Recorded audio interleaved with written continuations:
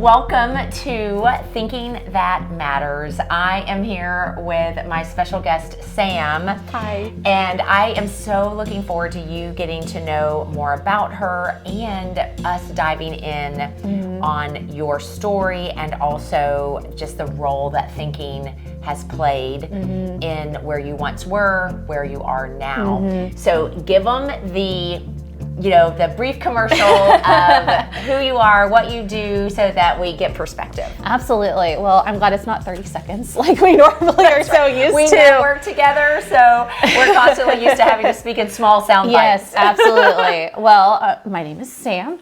I feel like I have multiple titles. So I am a Christian, I am a wife, I am a mom, I'm a dog mom.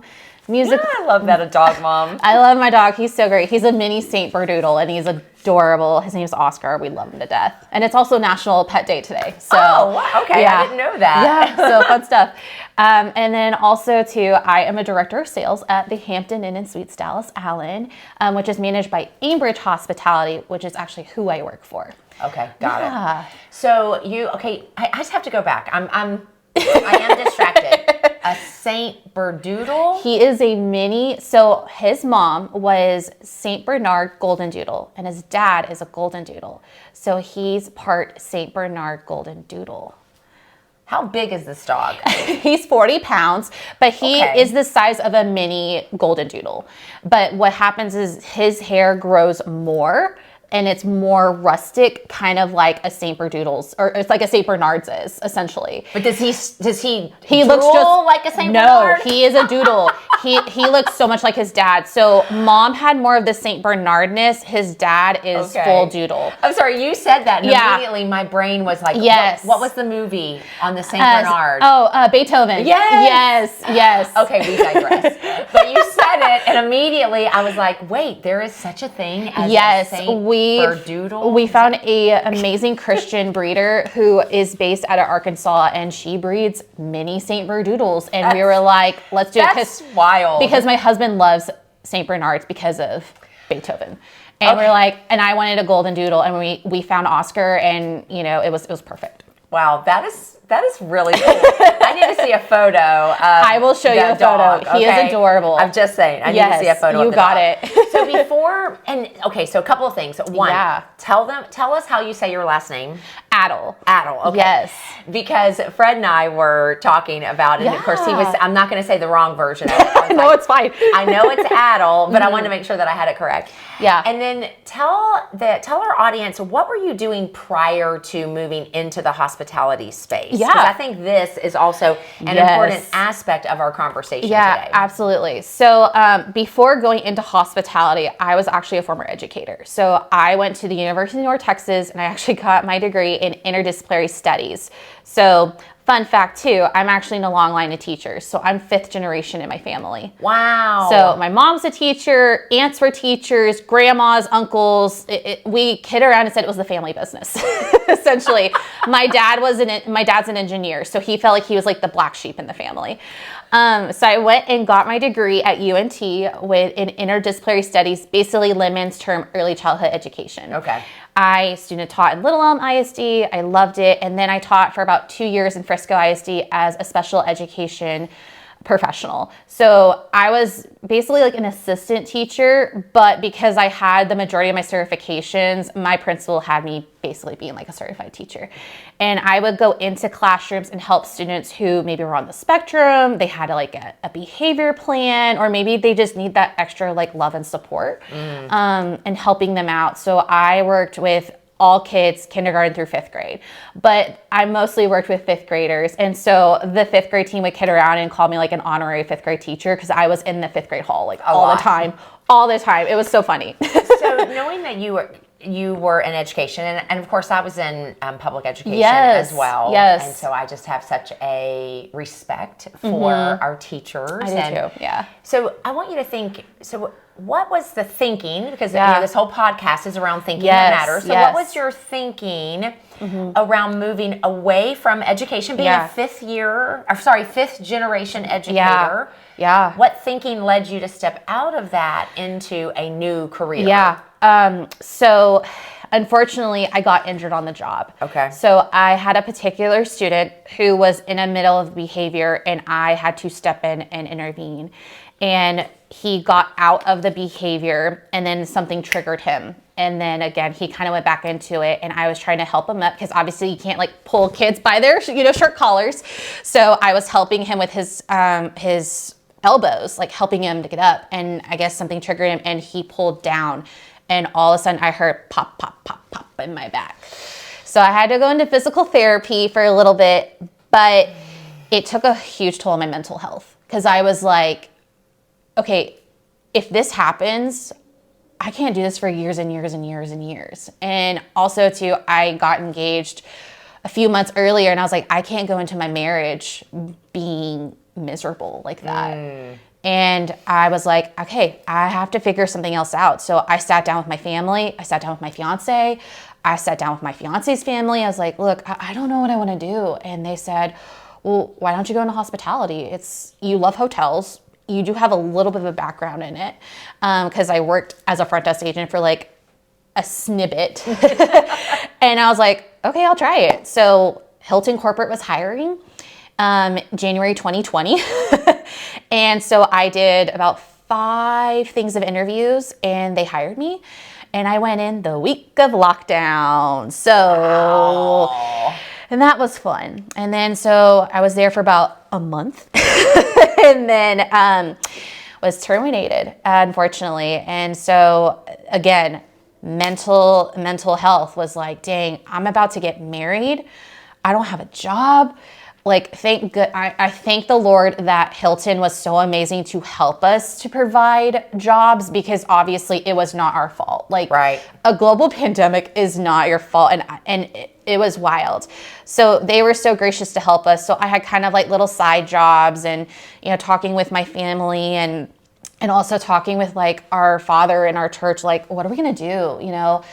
But eventually you made it work out. We had to replan our wedding 3 times, but we finally got married, and then we figured things out. And then 2021, Hilton gave me a call and said, hey, Sam, we're rehiring. And I was like, I got some stipulations though.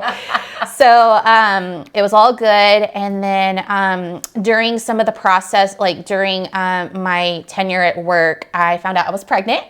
And I was really excited, but unfortunately that particular pregnancy did not last. So again, mental health went, mental health spiral.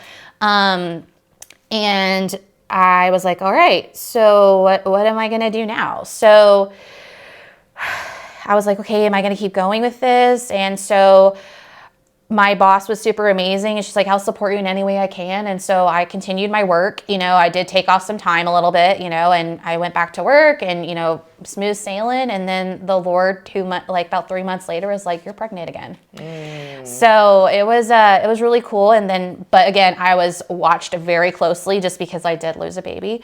And I was like, okay, this is going to happen. I'm going to have this child. And I did everything I could, like trying to make sure my stress levels were okay and things like that. And, getting closer to my 2nd and 3rd trimester, my blood pressure was starting to rise a little bit. Cause I think, again, he was a big baby. When he came out, he was 7 pounds, 13 ounces. And I did that all naturally. And I was like, oh gosh. Yes, for the all natural. That was me too. I did get induced though, but otherwise everything else, like, I eventually was like, I need the medication. Like afterwards, I was like, okay, I need medicine. Like I need it. So I want to go back and just because something that you've said on multiple occasions. So injured on the job. Yeah. There was some mental. You talked about mental health and then of course being terminated, no fault of your own because of the pandemic. Yeah. And then of course miscarriage. I mean, this is all happening within the course of really a year, right? In a very short period of time. Yeah. So when you think about just even for you to say the word mental health there, what, if you had to describe what was happening from a thinking standpoint, give us some examples of that. Yeah. So that we can put context, because I believe different people think differently Yeah. when we use the phrase mental health. And so I want to put some context around that. So as an educator, I always helped my students imagining like their head is in a cloud and that we can't like think or see things clearly, or kind of like you have on like rose-colored glasses. Okay.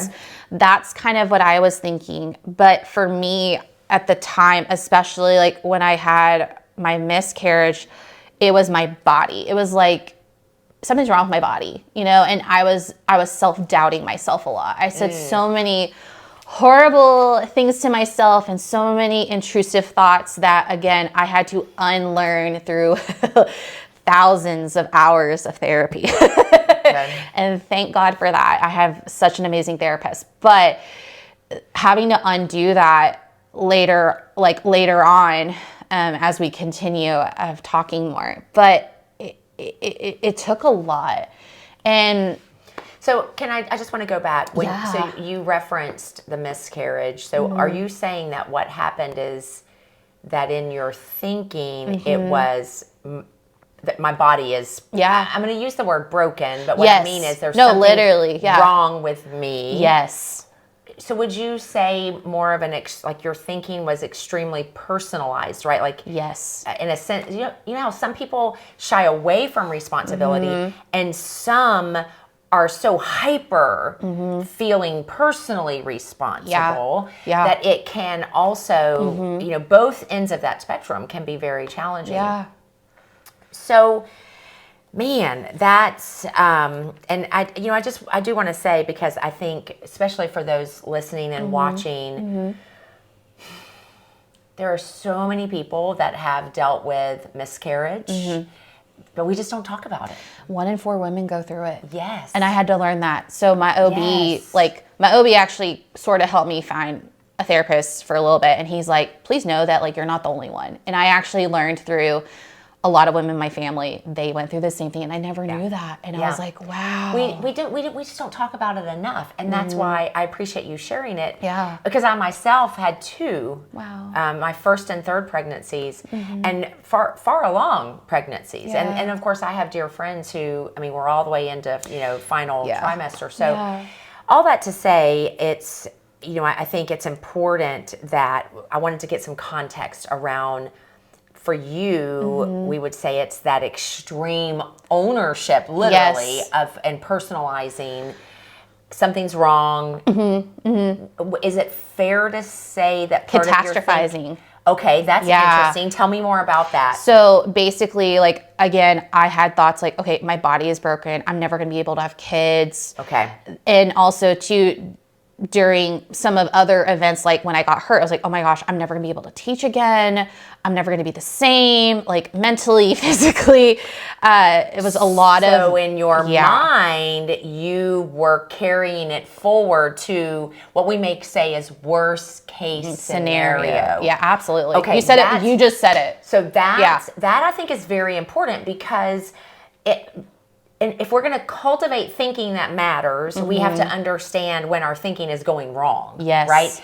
And constantly in a state of worst case scenario puts us in survival state all the time. Yes. Like they talk about going into the reptilian portion of your brain. Yes. Because we are in full-fledged survival mode. Exactly. Right? Because in our minds, it's all going downhill. It's that whole, what is it, Chicken Little? The sky is falling? Yeah, the sky is falling. And that's I felt like after that, like just kind of like the sky is falling. Things are not going to happen, but, I also had to like I've had people in my family, and my husband was like, it's going to be okay. You have to have faith. Yeah. And it helped some, and it was a process. So you had shared with me in preparation for our conversation about the postpartum depression. So yes. So maybe share just briefly about that and how that has played into just who you are today ultimately. So tell us about that. Yeah, absolutely. So about 3 months after my son was born, I felt kind of like I was saying earlier, I felt like I was in a cloud. I wasn't sleeping well. I wasn't taking care of myself. I was not providing for my son. Also, this was also in the middle of a formula shortage. So I was like, oh, I am responsible to take care of my child. Like we were struggling to find formula. Wow. And, my pediatrician, God bless him, was, pulling little small stashes for people and giving out to his patients because everybody and their mom was trying to find formula. And I was like, babe, like, I don't know if I can do this anymore. He's like, it's going to be okay and all that. And it just, again, I went back to that mindset. My body is broken. I can't provide for my child. And I was going through a lot of spiritual warfare during that time. And unfortunately, the devil got to me and I needed help. And I got the help that I did. Thank God with that. And, I got the help I needed. I went through very extreme therapy. But all of that helped me to cultivate the thinking that matters and helped me to realize my pillars in life, which was faith, family, and service. So the postpartum really, because you had some other mental health awareness, right? But the postpartum really took you into, is it fair to say, a darker place? Absolutely. Oh yeah. Okay. So what happened was one of the first sessions I had with my therapist, Helen, she said, it's kind of like a pot of junk where so first thing first was getting injured on the job, COVID, replanning the wedding, getting married. And all these are beautiful things and ugly things.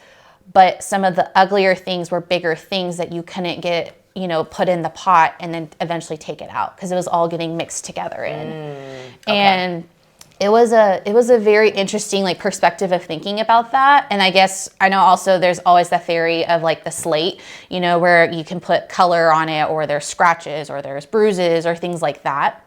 So she also explained that to me too, that, beautiful events are colors and then, maybe harder events or tragic events are kind of scratches.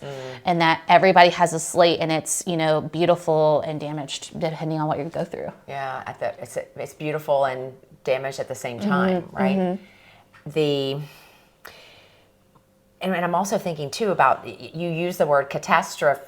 Catastrophizing. Yeah. I needed to get that out of my mouth. No, it's a big word. but I would think also, again, a lot of those things too. It's like heaping more and more on where that is concerned. Now, one of the things that you had shared with me was that, I don't know if we would say it's the proverbial straw that broke the camel's back, but that it played a pivotal role was social media. Yes. And I believe this is such, you are not alone. There are people listening to this podcast who will hear and watch it that are thinking, that's me. So I would love for you to share more specifically how the social media just created more havoc for you. Yeah. So, prior to having my son, of course, third trimester, you're not able to sleep very well. So I went to TikTok and I would scroll on TikTok for hours and see all of these mommy vloggers and YouTubers who are moms or whatever. And they have a picture perfect family and they're able to provide for their family, whether it's through their body or whatever the case may be, and helping with behaviors and gentle parenting and all these different theories and things. And I was like, okay, I'm going to do those things. And then after having my son, and then things were kind of happening and I was kind of doing worst case scenarios of things. And my mental health was just, it was not good.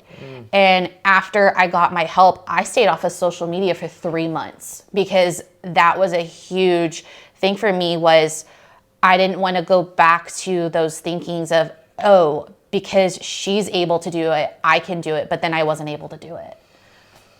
So if you had to identify the thought that seeded, right? So you were watching and saying, she can do it, I can do it. Then the reality of I am not doing it or I can't do it comes into play. What thinking did that cultivate in you? That I wasn't worthy. That I was not a good wife. I was not a good mom. I wasn't a good daughter. Every title that I call myself, I wasn't good enough. makes me emotional. Yeah. And that's kind of what led to my huge spiritual warfare and where I had to get help, and I got the help.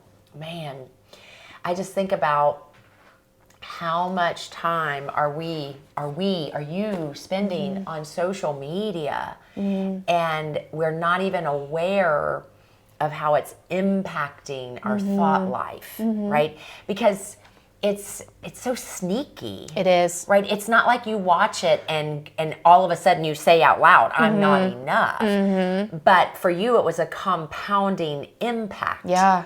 That really, in some ways, maybe that pot that your therapist talked about, it almost made it start boiling. Oh, yeah. Is that a fair? And that is exactly what she said. And with those beautiful things, those ugly things, once things happen, it starts to boil, and then it just boils over. Ugh. So you got help. I did get help. And yeah, part of the process of getting help, especially when it comes to our mental health and really trying to rewire the very core of how we're thinking. Yeah. I would love for you to, when you were in therapy, what were some of the key limiting beliefs that became revealed or uncovered as a result of your work there? That every human is different in the way they think. That was one big thing that I learned so very quickly, is that my husband thinks differently than I do. I think differently than you do. So that was one big thing that really cultivated, and that I was a worrier thinker. So worrier meaning WORRER. Yeah. So I would, again, one example that I gave during therapy was I had a fear that a snake was going to come through my house and eat my child while I was asleep. Now, obviously, yes, we are in Texas, but it's not a big old anaconda is going to come in and go to my child's crib and eat my child.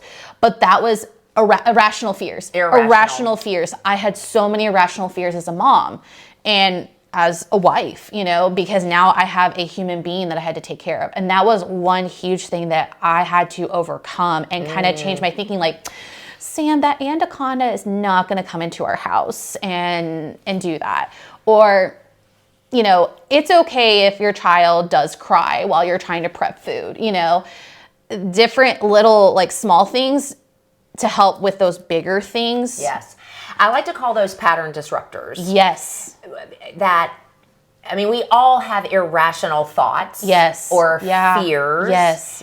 It's what we do with them. Absolutely. Right? Because what you think about expands. Right? So the more we think about, let's say in this case, the scenario of the snake eating the child, it's like our brain, it makes it bigger and bigger and bigger, and it becomes more interconnected and woven into the fabric of our brain, which then that is where the fear can overtake us. So that, I think, having pattern disruptors, as I like to call them, a pattern disruptor is something that you say to yourself, for example, that helps to break the thought process that could take you down a road that is not one that you want to be on. Right.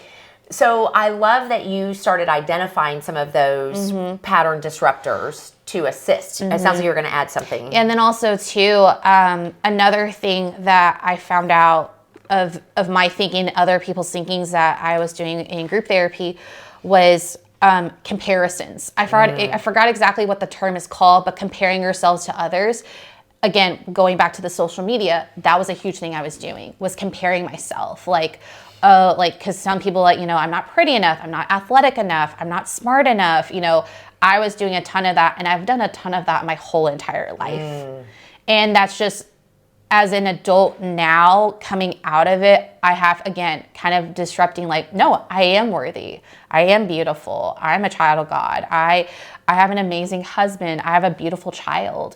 Having to kind of do those affirmations, whether they're positive affirmations or even spiritual affirmations. Yeah, I like that. I like to call them prayer mantras. Yes. I know you've talked about those before. Because I think that oftentimes people of faith, tend to think, and it's not even really people, it's a lot of people Yes. think of positive affirmations as this hooey, Yes. gooey thingy that Yes. like, I don't know about all of that. Yeah. But there is something incredibly powerful about the things that we say to ourselves Right. about ourselves, be them positive or negative, they have an impact. So I want to go back to something that you said about when you were going through therapy and you were getting help, you really uncovered your pillars of faith, family, and service. Walk us through how those pillars began to help you move to the other side of the mental health crisis, really, that you were in coming out of the postpartum. Yeah. So with spiritual warfare, I was going through a lot of spiritual warfare. Talking badly to myself, having other influences affect me, and that really it kind of shook my core and it shook my faith. But the fact that I'm alive still, I've gotten the help I've needed, and I'm still here talking is a miracle. And that has really played a huge role. And I thank God for my therapist, because she is a Christian as well. And that's why I picked her, was because she was a Christian and she helped me to walk back into my faith. And my husband and I got stronger as a couple in our faith. And we also talked with like our father at our church. And I also built myself like a tribe of people. I called it my tribe, where it's literally a square of people. So my husband, my aunt, and my sister-in-law, and then one of my best friends. And they were my tribe. So if I ever had like a thought or anything, I could go to them and talk to them. And then of course my therapist too. So I guess technically a pentagon, going back to being an educator, like a pentagon, but going to them and being like, hey, I'm having this thought. Can you help me through it? Because it's okay to ask for help. Yes. I got the help that I needed, and I realized, like, coming out of it, it is okay to ask for help, because we are all human. And I went to God a lot asking for help. I prayed and journaled and worshiped, and I have a whole entire coping playlist where I have a mix of some of like my favorite songs, literally anything from Disney to Carrie Job to Taylor Swift, so I've listened to that playlist pretty constantly. If there was ever a moment where I was like, okay, maybe I need to listen to some music to kind of soothe me a little bit, if for some reason my thinking was off track, just again, maybe to have a little bit of a disruption to see like if it's going to stay or not. Pattern disruptor. Yep, pattern disruptor. They are so powerful, so powerful. I think it would be helpful, because you went to God so much, and that you and your husband also worked to strengthen your faith. Yeah. What scriptures immediately come to mind that, really have just been a source of encouragement and strength for you in all of this? One thing that really stuck to me was the serenity prayer. That was a huge thing, because when I was getting help, one thing is like repeating that over and over, and that kind of became a mantra for myself. I obviously, I've said it so many times, it's like ingrained in my brain. But another one was, just Philippians, the big verse in Philippians. I can do all things through Christ who gives me strength. And also too, I got a tattoo that says faith, and it's in a cross with a semicolon to represent that you're not finished. So now how do you use the tattoo? Like how do you, because it sounds like you got that with intentionality. Yeah. So how do you use it? Is it a disruptor for you? Sometimes, Okay. So if there's ever a moment, I'm like, and I'll just kind of pick up my arm and kind of look, and I'll be like, okay, I got this. I got God. I have my family. I have my tribe. I got this, and it's going to be okay. And I'm still alive. Yeah. So I love that. And I love the meaning behind that as well. So knowing what you know about yourself, having come through this journey, and obviously you're not done yet, and no, ma'am. Certainly God isn't done with you. No, ma'am. What would you say, like what in some ways is your declaration about yourself at this stage of your journey? Yeah. That, I am a servant of God. I am wonderful, and I'm beautifully made. Those are the three things that really have stuck to me. And those were some of the affirmations that I had, like the spiritual affirmations that I had to tell myself every day, because they're on my phone for a long period of time. I had about 50 affirmations that myself and my therapist said, these are your affirmations you're going to tell yourself whenever you're getting to where you're going backwards. And so I would pull out my phone and I would pick 5 or 6 of them and I would repeat those to myself over and over. Or I'd repeat them if there was a moment, or, if there's a situation that's happening and needed to have a little pep in my step, I am beautifully made. I love that. I love that. So tell me now, because I'm sure there's many things, but at least give us one thing.